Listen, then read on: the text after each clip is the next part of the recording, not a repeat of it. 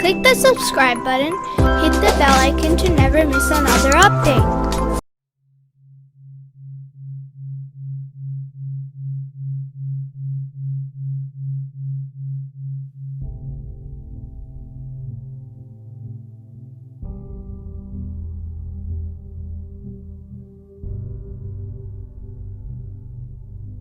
Imagination cannot reach him, so as to assign him quantity. Understanding cannot think of him, so as to give him shape. Senses do not perceive him, so as to feel him. Hands cannot touch him, so as to rub against him.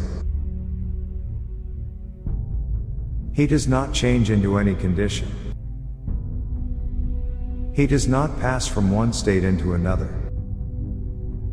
Nights and days do not turn him old. Light and darkness do not alter him. It cannot be said that he has a limit or extremity, or end or termination. Nor do things control him so as to raise him or lower him. Nor does anything carry him so as to bend him or keep him erect. He is not inside things or outside them. He conveys news but not with the tongue or voice. He listens, but not with the holes of the ears or the organs of hearing. He says, but does not utter words. He remembers, but does not memorize. He determines, but not by exercising his mind. He loves and approves without any sentimentality of heart. He hates and feels angry without any painstaking. When he intends to create something, he says be, and there he is. But not through a voice that strikes the ears, is that call heard. His speech is an act of his creation.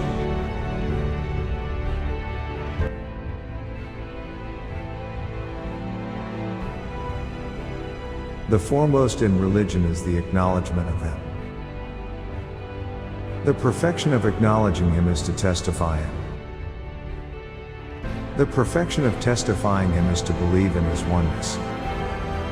The perfection of believing in his oneness is to regard him pure. And the perfection of his purity is to deny him attributes.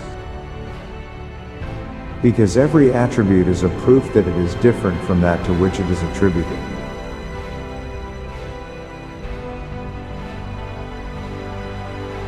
And everything to which something is attributed is different from the attribute.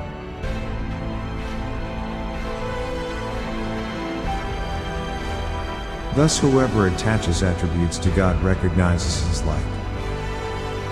And who recognizes his like regards him too. And who regards him too recognizes parts for him.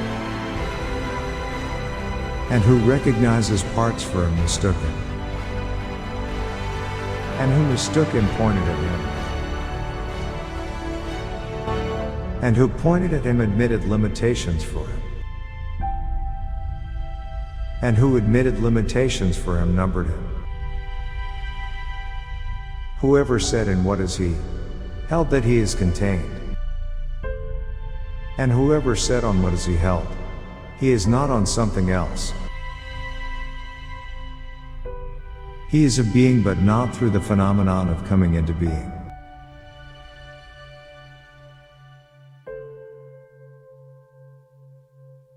He exists but not from non-existence.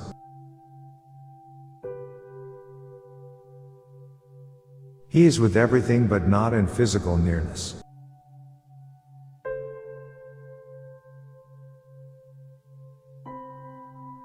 He is different from everything but not in physical separation.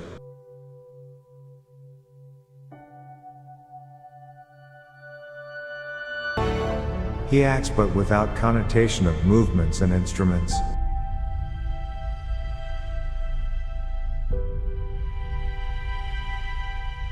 He sees even when there is none to be looked at from among his creation.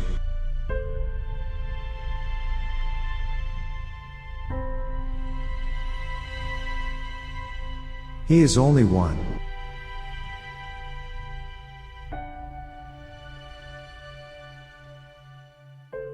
Such that there is none with whom he may keep company.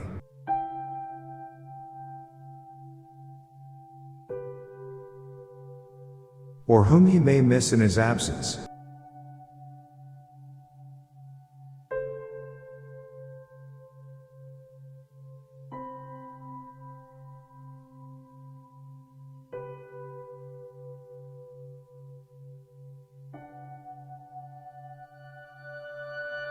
We will show them our signs in the universe and in their own selves.